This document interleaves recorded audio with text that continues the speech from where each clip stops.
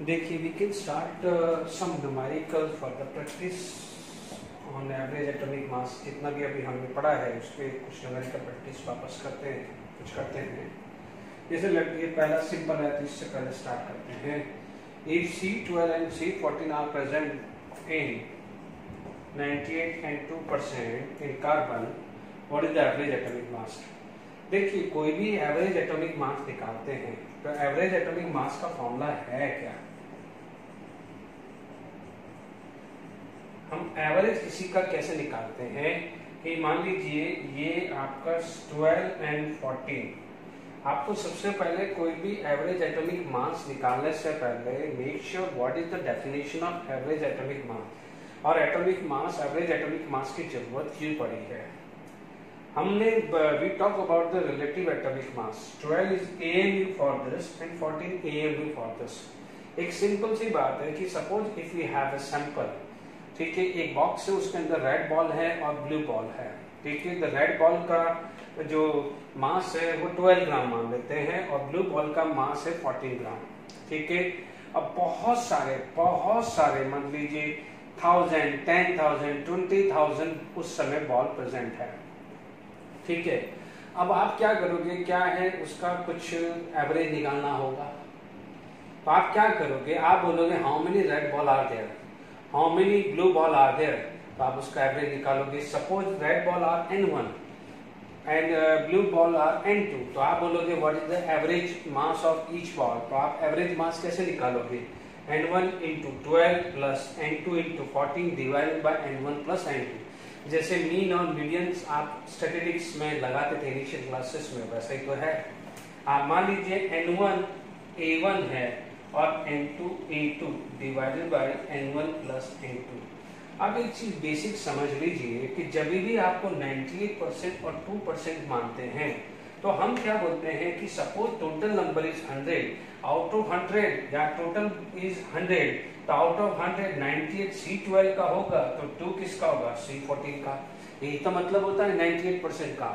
तो आप बोलोगे ठीक है, N1 आपका 98 है, N1 आपका 98 है, तो E2 क्या हो जाएगा 12।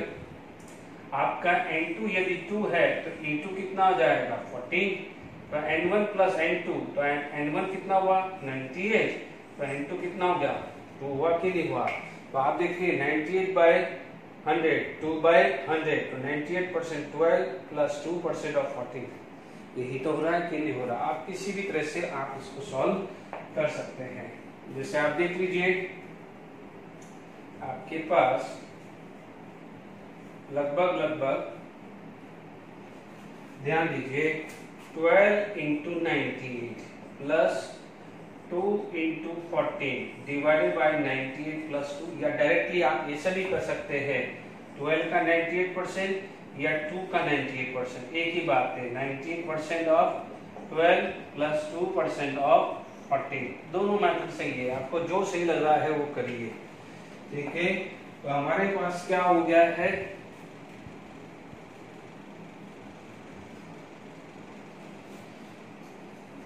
देखिए 98 into 12 plus 2 into 14 divided by 100 कर दिया हमने, ओके। अब आप देखिए इसका जो वैल्यू आएगा, देखिए ये आया 28, ठीक है। 19 बाई 12 की बात करें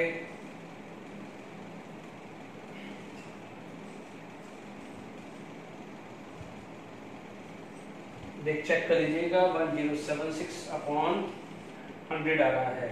तो अब आप देखिए 1076 अपॉन प्लस 12 प्लस 28, तो ठीक है। तो ये समहाउ आपके पास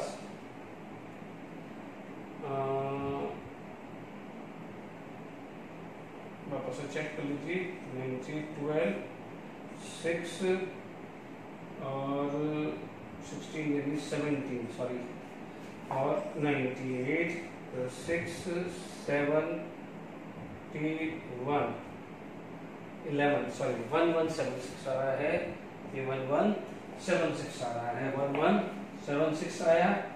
तो 1176 प्लस अपॉन 28, 4, 1, 7, 1, 2, 0, 12, तो आपके पास ये वैल्यू आ जाएगी।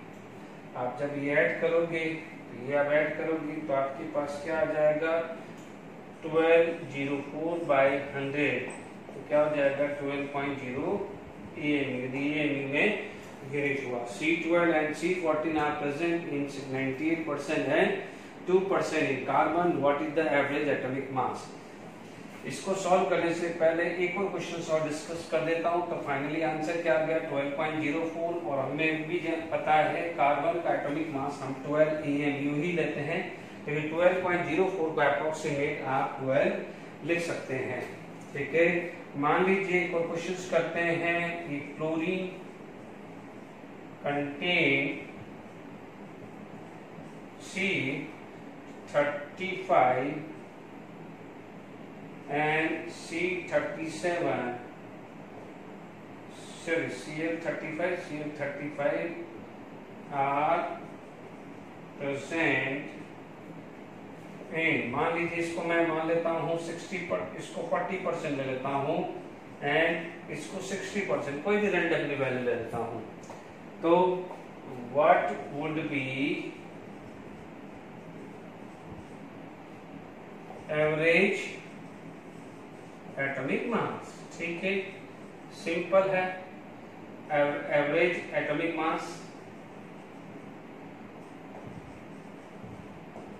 व्हाट द वैल्यू N1, यहाँ पर N1 कितना हुआ 40 into 35, 40 into 35 plus 60 into 37 divided by 40 plus 60, यानी N1 जो परसेंटेज दिया उसका N1 ले लो, N1 A1 plus N2 A2 divided by N1 plus N2। Is it clear to all of you? अब आप देखिए ये आप टोटल कितना आता है देखते हैं, है ना। देखिए यहाँ पर आपको 40 into 35 चेक कर लेना, 1400 आएगा और 60 into 37 आएगा 220। दोनों को जब आप ऐड करोगे तो it is going to be 3620 by 100, तो ये कितना आ जाएगा 36.20। प्लीज ध्यान दीजिए, सिर्फ एक प्रैक्टिस करने के लिए 40 और 60 आए, नेचुरली ये रेशियो नहीं होता है, ध्यान रखना, है ना। वो होता है 75 और 25, तो 75 into 35 plus 25 into 37 divided by 100, वो आता है 35.5। But just for the practice मैंने ये वैल्यू एक रैंडमली चेंज कर दी है। तो एवरेज एटॉमिक मास अब क्लियर हो जाना चाहिए, 40% of 35, 40% of 35, 40% of 35 plus 60% of 37, it is equal to average atomic mass। Is it clear to all of you? अब आप देखिए इस पे हम बात करें, आगे बात करते हैं कि सपोज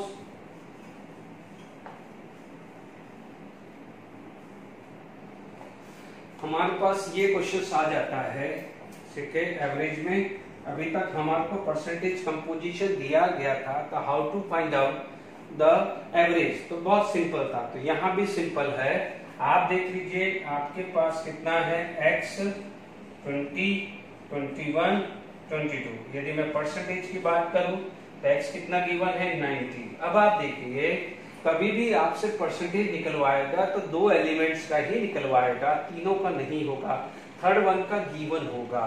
तो क्या करने का है, मान लीजिए इसका x अज्यूम कर लिया है, कितना अज्यूम कर लिया है x। अब समझ लीजिए, अब हमारे को पता है टोटल क्या होता है 100, टोटल कितना होता है 100, 90 ऑलरेडी 20 का है, इसका क्या है x, और मान लीजिए इसका y मान लेता हूं, इसका मैं मान लेता हूं y, 90 इसका x इसका, तो ये y की वैल्यू कितनी हो जाएगी 10 माइनस x आएगा कि नहीं आएगा, ये 90 जाएगा 10 माइनस x, तो मैं यहाँ पर 10 माइनस x लिख सकता हूँ कि नहीं लिख सकता हूँ। आप देख लीजिए if this plus this it should be 100, कोई भी मिक्सचर का परसेंटेज 100 से ऊपर नहीं होता है। ये क्लियर हुआ कि नहीं हुआ? तो क्या करना है, टू एलिमेंट होता, सपोज 21 और 22 होता तो फिर तो सिंपल है, एक को x और एक को 100 माइनस x ले लेता हूँ। यदि 3 एलिमेंट है तो दिस प्लस दिस 100 से ज्यादा नहीं होगा, 90 ऑलरेडी दे चुके हैं। x इसका जूम क्या है तो रिमेनिंग कितना हो जाएगा 10 माइनस x आ जाएगा। Is it clear to all of you? तो आपके पास ये आ गया है। अब तो चीज आसान हो गई, अब तो फॉर्मूला लगाना आसान हो गया है। हमारे पास फॉर्मूला क्या होगा? एवरेज। बच्चों एवरेज क्यों निकाल रहे हैं? एक बॉक्स के अंदर 20 ग्राम वाला भी है, 21 ग्राम वाला भी है, 22 वाला भी है, तो हर एटम का एवरेज मास निकालना है। तो क्या करोगे? N1 A1 plus N2 A2 plus N3 A3, यही करोगे कि नहीं करोगे? तो यहाँ पर average atomic mass N1 A1 plus N2 A2 plus N3 A3 divided by N1 plus N2 plus N3, ये आएगा कि नहीं आएगा? N1 कितना हो गया? 90 into 20 plus x into 21 plus 10 minus x into 22, 90 plus x plus 10 minus x, बिल्कुल N1 A1 N2 A2 N3 A3 divided by N1 plus N2 plus N3, वो ही लग रहा है, कुछ नया नहीं लग रहा है। Is it clear? अब आप देखिए यहां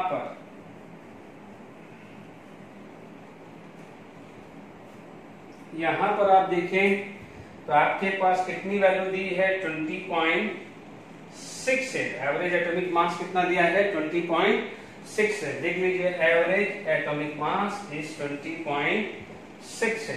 तो अब आप देखिए 20.68 इक्वल टू 100।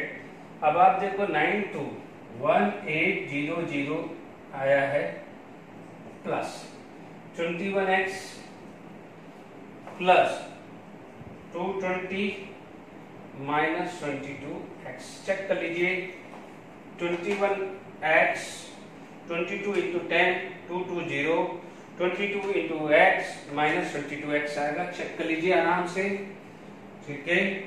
आपके पास ये डेटा आ गया है, एवरेज एटॉमिक मास आ गया है। और ध्यान रखिएगा x हमने 21 को लिया है और 10 माइनस x लिया है उसको, इसको 22 आ देखो। इट इम्प्लाई दैट ये आया, तो आपके पास कितना आ जाएगा? 2020, ठीक है। ये कितना आ जाएगा? माइनस x, 100 यहाँ मल्टीप्लाई हुआ तो कितना आया? 2068 हुआ। कितना हो गया? 2068। कैलकुलेशन गड़बड़ हो रही है। 20.68 2068 है ना? 220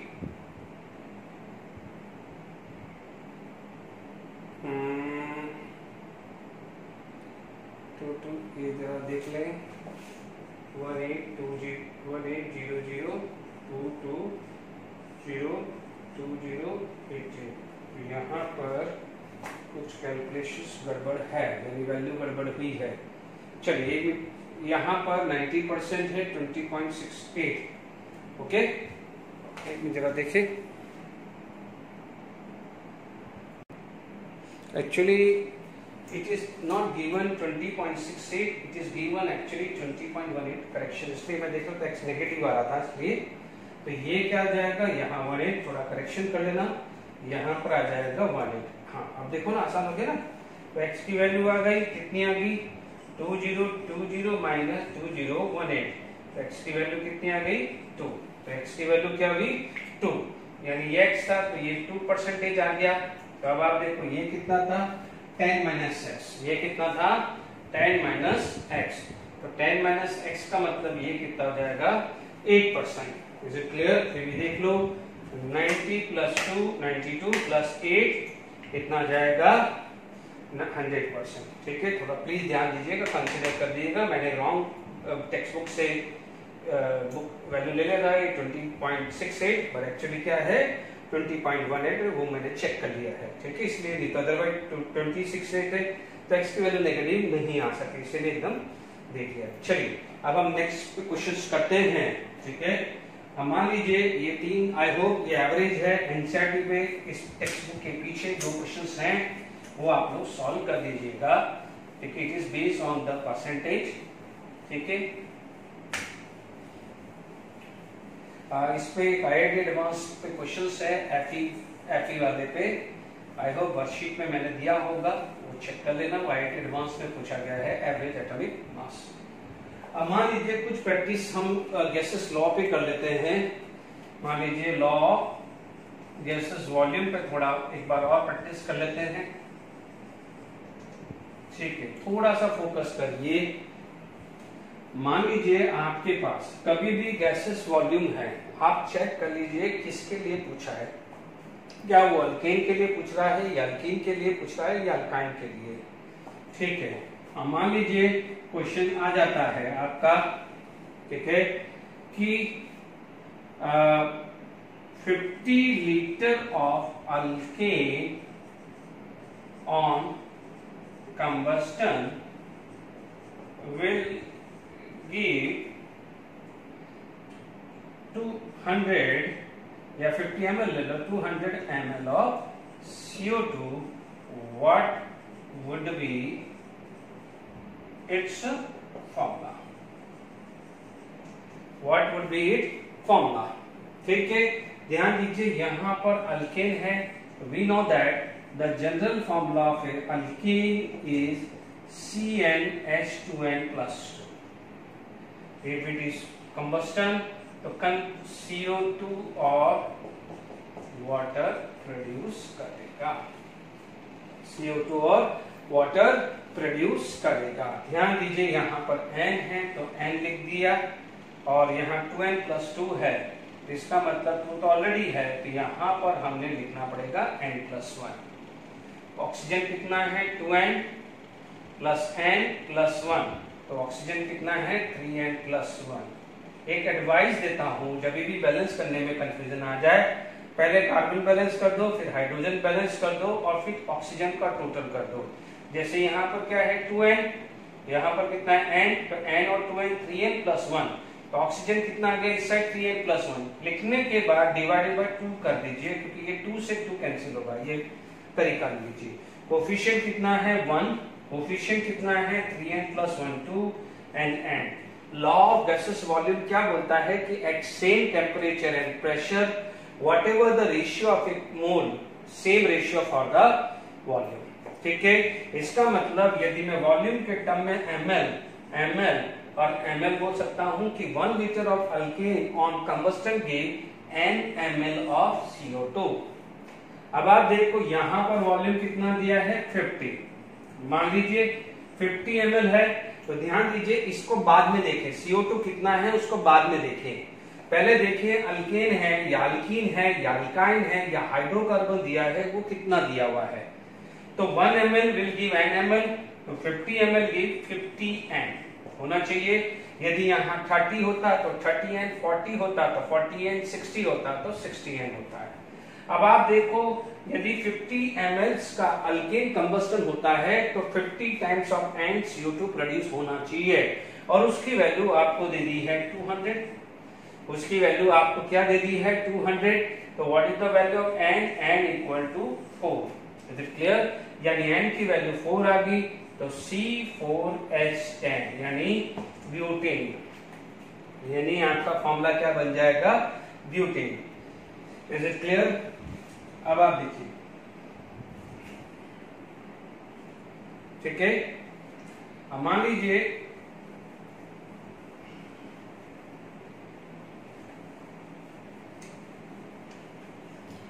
यहां पर अल्कीन दे दें, तो अल्कीन का फॉर्मूला क्या होता है CnH2n plus O2 can give n CO2 plus n H2O, 2n plus n 3n by 2। ठीक है, अब मान लीजिए कि 10 ml of alkene on combustion, 10 ml of alkene on combustion will give 60 ml of CO2, what would be its formula? Simple, यहाँ 1 ml, coefficient कितना है 3/2 ml, यहाँ पर कितना जाएगा n ml, जो कोफिशिएंट है उसको लिख दो, लीटर दिया है तो लीटर, ml दिया है तो ml। मैंने क्या सिखाया था, अल्केन क्या दिया है, आपने यहाँ 10 ml लिख दिया, तो 1 के लिए n तो 10 के लिए कितना आ जाएगा 10n, यानी 10n आना चाहिए। 20 होगा तो 20n, 30 होगा तो 30n, 40 होगा तो 40n। अब 10n की वैल्यू कितनी दी हुई है 60 इक्वल टू 60, तो n की वैल्यू क्या होगी 6 आ गई। n की वैल्यू क्या होगी 6, तो C6H12, यानी ये क्या हुआ हेक्सीन हुआ है। Is it clear to all of you? कितना हो गया है hexene. Is it clear to all of you? अब मान लीजिए यही क्वेश्चन के अंदर थोड़ा सा मैं आ गया, हेक्सीन आ गया। मान लीजिए देखिए इसी क्वेश्चन के अंदर मैं कुछ मॉडिफिकेशंस करता हूं कि 10 ml of alkyne on combustion require 90 ml of oxygen. कितना चाहिए 90 ml ऑफ ऑक्सीजन। तो अब आप देखिए 90 ml ऑफ ऑक्सीजन, तो 1 ml ऑक्सीजन का चाहिए, तो मैंने यहां ml लिख दिया। कितना है 10, तो ये कितना आ जाता 3/2 इंटू 10, ये होना चाहिए। ठीक है, इसकी वैल्यू आपको कितनी दी हुई 90, तो आप बोलोगे 30/2 n इज इक्वल टू 90। ये कितना हुआ 3, तो n की वैल्यू क्या हुई 6 हुई। n की वैल्यू क्या हुई 6 हुई। ठीक है, अब मान लीजिए आप चलिए यहाँ पर 6 आ रहा है, इससे पहले वाला भी 6 था, तो कोई दिक्कत नहीं है। यहाँ पर आप 90 ml की जगह 60 ml लेते हैं, 90 ml की जगह क्या लिखते हैं 60, तो यहाँ पर कितना था 60, तो यहाँ पर n की वैल्यू कितनी आ जाती 4 आ जाती। n की वैल्यू क्या आ जाती 4 आ जाती। तो समझ में आ गया, आपको कुछ भी न्यूमेरिकल वैल्यू दे सकता है। Is it clear to all of you? यहाँ तक समझ में आ गया। अब मान लीजिए आपके पास यदि कोई क्वेश्चन आ जाता है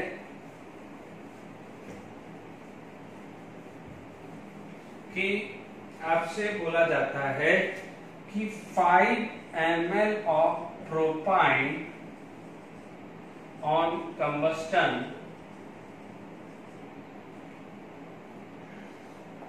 require how many ml of oxygen, ठीक है, and what is the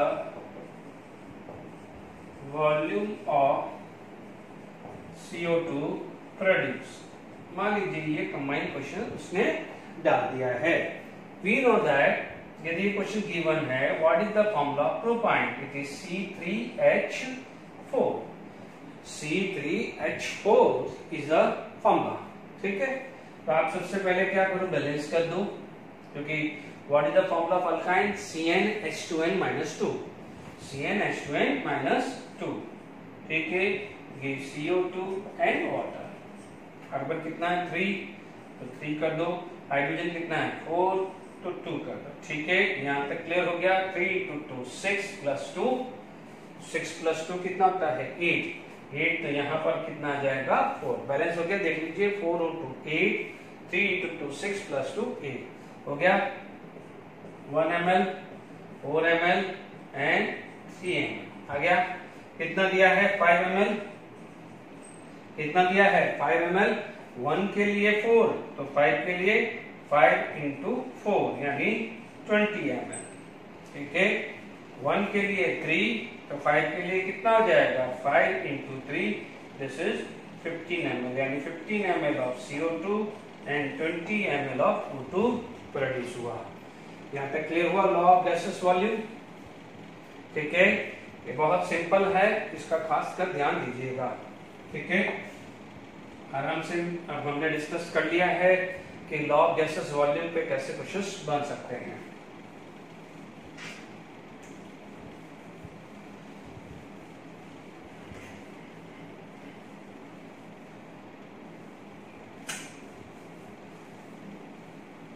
देखिए यहां पर मान लीजिए आपके पास क्वेश्चन आ गया कि 50 ml of hydrogen and 50 ml of oxygen present in container ठीक है, what is the volume of water vapour produce and volume of gas remain, पर ध्यान रखना है the same temperature and pressure, वो डिफॉल्ट है, ध्यान रखना है the same temperature and pressure. Clear to all of you. अब आप देखिए बैलेंस इक्वेशंस बना दीजिए, H2 plus half O2 gas, ध्यान दीजिएगा हमने वाटर वेपर लिखा है तो H2O गैस आ गया। आप देख लीजिए ये 1, ये आ जाएगा 0.5 और ये 1, ठीक है। अब देखिए कितना है 50 ml, 50 ml। आप सबसे पहले ये ऐसे तो अवेलेबल 50-50 अवेलेबल हुआ, तरीका क्या है, पहले 50 उतार दूं। अब आप देखो 1 के लिए हाफ चाहिए, 1 के लिए कितना चाहिए, हाफ, तो 50 के लिए क्या हो जाएगा, 50 का हाफ। रेशियो सेम होना चाहिए, ये 1 है तो ये 0.5 है, ये 50 है तो 50 इंटू 0.5, इसका मतलब ये क्या हुआ 50/2, 50/2 को आप क्या बोल सकते हो 25, 50/2 को क्या बोलते हो 25। अब आप देखो 25 चाहिए, 50 अवेलेबल है तो चलेगा, यानी बचेगा कितना 25, यहाँ कुछ भी नहीं बचेगा। अब आप देखो 1 1, तो यहाँ 1, तो यहाँ भी क्या होना चाहिए 1। Is it clear to all of you, ये 1 तो ये 1 होना चाहिए।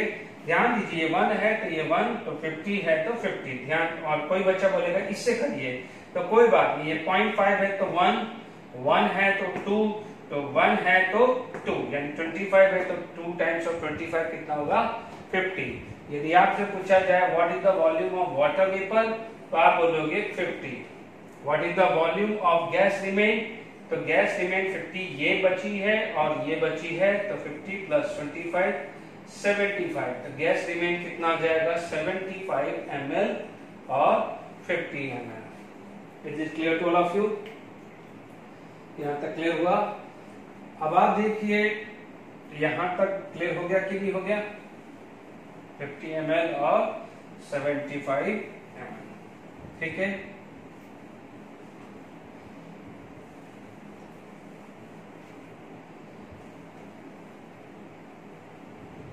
मान लीजिए ये डेटा है, थोड़ा मैं चेंज करता हूं, इसको मैं 70 ml ले लेता हूं, तो ये मैं ले लेता हूं 30 ml, तो और एक प्रैक्टिस हो जाएगी आपकी। सॉल्यूशन वही H2 gas half O2 gas can give H2O gas, क्योंकि वाटर वेपर है तो मुझे गैसेस फेज में लिखना पड़ेगा, ठीक है। अवेलेबल कितना है 70, अवेलेबल कितना है 70, ये 70 अवेलेबल है और ये अवेलेबल कितना है 30। तो तरीका क्या है, इसको 70 तार लो, चेक करो 1 के लिए हाफ चाहिए, 1 के लिए हाफ चाहिए तो 70 के लिए कितना चाहिए 35, यहाँ अवेलेबल कितना है 30, चाहिए कितना 35, तो ये चलेगा नहीं, ये चलेगा नहीं। देख लीजिए इससे पहले 50 था तो ये क्या हुआ था 25, यानी 50 का हाफ कितना था 25, 1 के लिए हाफ चाहिए तो 50 के लिए क्या चाहिए हाफ ऑफ 50 यानी 25, बट वहां अवेलेबल था 50 इसलिए चल गया था। और यहाँ पर क्या है 1 के लिए हाफ चाहिए, 1 के लिए क्या चाहिए हाफ, 1 के लिए हाफ, तो 70 के लिए कितना चाहिए हाफ ऑफ 70 35 चाहिए, बट अवेलेबल 30 है तो ये चलने वाला नहीं है। तो अब उल्टा करके देखो, यानी अब इसको उतार के देखो, तो देखिए हाफ के लिए 1 है, हाफ के लिए 1 है, तो 1 के लिए क्या हुआ 2, देखिए हाफ के लिए 1 तो 1 के लिए 2, तो 30 के लिए क्या हुआ 2 टाइम्स ऑफ 30 यानी 60 होना चाहिए। Is it clear to all of you, यानी यहाँ पर ये कितना हो गया 60 चाहिए, अवेलेबल 70, यस चलेगा, ये खत्म हो गया, 30 में से 30 पूरा यूज हो चुका है, 70 में से 60 यूज हुआ तो 10 बचा। अब देखो किसी से भी ले लो, ये 1 है ये 1 है, आसान है मेरे लिए, ये 1 है तो 1 है, मेरा रिएक्शन क्या किया है 60, ये रिएक्शन नहीं किया, रिएक्शन ये किया है देखिए 60 रिएक्ट किया है तो 60 ही प्रोड्यूस होगा, जितना रिएक्ट करेगा उतना ही बढ़ेगा। Clear?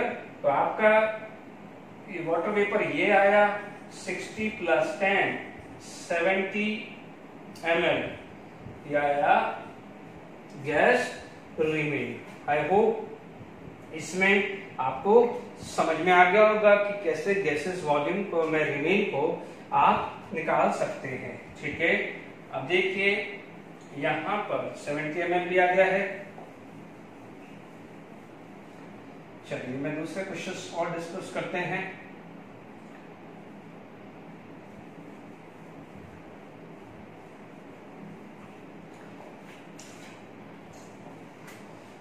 "30 ml of nitrogen and 30 ml of hydrogen present in a container. What is the volume of ammonia produced and volume of gas remain?" ठीक है, what is the volume of gas remain?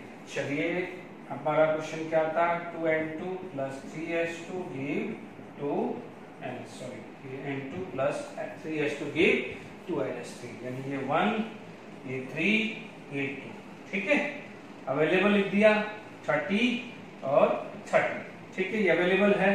तरीका क्या है, देखो आगे and में जब limiting reagent concept आएगा, इस समय वो लिमिटिंग रिएजेंट की कंसेप्ट बता रहा हूं, वहां पर वापस करूंगा। ये 30 तो आप बोलोगे ये 3 है, ये चलो 30 उतार के देखो, 1 के लिए 3, 30 के लिए कितना चाहिए 90, जो ये चीज चलेगा नहीं। 1 के लिए 30 देखो 30 उतारा, 1 के लिए 3 तो 30 के लिए क्या चाहिए 90। अवेलेबल कितना है 30, चलेगा नहीं चलेगा। चलो दूसरा उतार के देखो, ये उतार के देखते हैं। 3 के लिए 1, 3 के लिए 1, 3 के लिए 1, 3 के लिए 1 तो 30 के लिए कितना हो जाएगा 10 होगा कि नहीं होगा। अवेलेबल कितना है 30, चलेगा। तो 30 में से 30 यूज हुआ और 30 में से 10 यूज हुआ तो 20 बचा। आगे कॉन्सेप्ट आएगा लिमिटिंग रिएजेंट और एक्सेस। लिमिटेड एक्सेस जो खत्म हो गया है वो कम है यानी लिमिटेड, और जो बच गया है उसे आप क्या बोलते हैं एक्सेस। यही हुआ ना मेरा, खाना बच गया, खाना खत्म हो गया। खाना खत्म हो गया मतलब क्या हुआ, खाना हमने बनाया और हमने कंज्यूम किया, खत्म। खाना ज्यादा बनाया बट कंज्यूम कम हुआ, तो जो भी रिमेन है उसे आप क्या बोलते हैं बच गया, खाना बच गया, एक्सेस बच गया। तो समझ लीजिए यहां पर जितना खाना बनाया उतना यूज हो गया तो खाना खत्म, खाना बनाया बट कम यूज हुआ तो खाना बचा कि नहीं बचा, तो इसे बोलते हैं एक्सेस और इसको क्या बोलते हैं लिमिटिंग रिएजेंट। ये वर्ड मैं यूज करूंगा आगे, समझ लेना है ना। अब देखिए रिएक्शंस किसकी हुई है, तो देखो सबसे बढ़िया 1 से कंपेयर करना सबसे आसान है, तो मैं हमेशा आपको एडवाइस करूंगा। ये 1 है तो 2, तो ये 1 है तो रिएक्शन तो ये करिए, रिएक्शन इसने नहीं करी, रिएक्शन इसने करी है। ये 1 है तो 2, ये 1 है तो 2, तो क्या हुआ 10 है तो 20 हो जाएगा। तो आप बोलोगे वॉल्यूम ऑफ अमोनिया प्रोड्यूस, तो आप बोलोगे 20। अब आप देखो ये भी 20 बचा, ये भी 20 बचा, तो 20 प्लस 20 40 ml, ये क्या हुआ है volume of gas remain. Q are 20 and 40 respectively. If A gram of P contain B atom, how many atoms are present in 2A? ठीक है, तो P में अपना कितना है ध्यान से सुन लीजिए। What is the definition of gram atomic mass? It is the what is the definition of gram atomic mass? है ना, it is equal to mass of Avogadro atom. Mass of Avogadro atom class में discuss किया था, तो ध्यान रखना ये definition ध्यान रखना। इसका एटॉमिक मास कितना है 20, तो 20 के हिसाब से एवोगैड्रो होने चाहिए। डेफिनेशन यही बोल रही ना 20 में इतने एटम्स होने चाहिए, यही हुआ ना डेफिनेशन। बोला कि यदि मेरा मास 20 है 20 ग्राम है तो इतने एटम्स होने चाहिए, डेफिनेशन तो यही बोल रही है। तो मैं पी की बात करूं, ठीक है, तो पी में 20 यदि मास है तो उसमें एवोगैड्रो एटम होने चाहिए। बिल्कुल कंफ्यूज नहीं होना है, atomic mass is equal to mass of Avogadro atoms. यही डेफिनेशन थी। यहाँ 20 दी है, यहाँ पर एटम्स कितने बोलूंगा एवोगैड्रो, मैंने Na लिख दिया, एवोगैड्रो लिख दिया, ठीक है। यहाँ चलिए, तो हमारे पास यदि ये 1 है तो आपके पास कितना है वो ऐड हो जाएगा Na/20। सिंपल, 20 के लिए 1 के लिए Na/20। अब आप देखो कितने हैं, 1 ग्राम, ये तो 20 ग्राम था, ये 1 ग्राम है, तो 1 ग्राम में कितना होना चाहिए N/20A, ये होना चाहिए। उसकी वैल्यू कितनी दी हुई है, B एटम, उसकी वैल्यू कितनी दी हुई है, B एटम। यानी बिल्कुल आराम से समझिए, 20 है तो आप 20 ग्राम यदि टोटल मास है Q का, तो हम उसमें एटम मानेंगे एवोगैड्रो। यदि 1 ग्राम है तो एवोगैड्रो/20। ये सिंपल मैथमेटिकल कैलकुलेशन है। आपको बोल रहा है 1 ग्राम, तो 1 ग्राम में कितना होना चाहिए, इस वैल्यू का A टाइम्स हो जाना चाहिए, वो भी क्लियर है। उसकी वैल्यू दिया है B atom. If A gram of a P contain B atom, यानी it is equal to B atom, यही हुआ। तो इससे आपको एवोगैड्रो की वैल्यू आई कितनी, 20B/A। तो ये ध्यान रखना। अब एवोगैड्रो की वैल्यू ये बन गई है, एवोगैड्रो की वैल्यू क्या बन गई है, Na, क्योंकि एवोगैड्रो तो कांस्टेंट होता है ना। ये नंबर तो किसी के लिए भी, हर P हो या Q हो या R हो या S, सबके लिए एवोगैड्रो नंबर तो सेम है ना। 1 डजन मैंगो बोलूं या 1 डजन एप्पल बोलूं या 1 डजन बनाना बोलूं, तो 1 डजन, डजन का मतलब तो 12 तो सबके लिए सेम होगा, ठीक है ना। मैं P में बोलूं या Q में बोलूं, Na की value P, Q, R, S जो भी है सबके लिए सेम ही तो होनी है। तो ये पहली कैलकुलेशन समझ में आ गई, ठीक है। बहुत अच्छा क्वेश्चन है ये। अब आप देखो इस टाइप के क्वेश्चंस, ठीक है। यानी मैंने यहाँ Na की वैल्यू मैंने निकाली इस स्टेटमेंट से, इस स्टेटमेंट से मैंने Na की वैल्यू निकाली है 20B/A, ठीक है। अब how many atom present in 2A, तो वापस से डेफिनेशन मेरी क्या बोल रही है, 40 है तो Na आएगा, 40 है तो मेरा Na आएगा, क्योंकि मुझे तो Q के लिए निकालना है ना। Q के लिए तो ये रिलेशन आएगा ना कि 40 ग्राम of A Q having Na times of Q, मतलब आपको भले Q लिखना है तो Q लिख दीजिए, इसमें कोई दिक्कत नहीं। अब 1 है तो Na/40। अब आप देखो यहाँ 2 है तो ये कितना हो जाएगा, 2A/40 इंटू Na आया, ठीक है। अब what is the value of Na, what is the value of Na, तो आप बोलोगे 2A/40, Na की वैल्यू कितनी है 20B/A, A से A कैंसिल, 20 से 2, 2 से 2, तो इसका मतलब यहाँ पर वैल्यू कितनी आ गई है, B एटम आ गया। यहाँ पर वैल्यू क्या दी है, B, इसका मतलब इसका आंसर क्या आएगा, B atom. Very very important question, ठीक है। Okay, for today this is sufficient. Okay, thank you.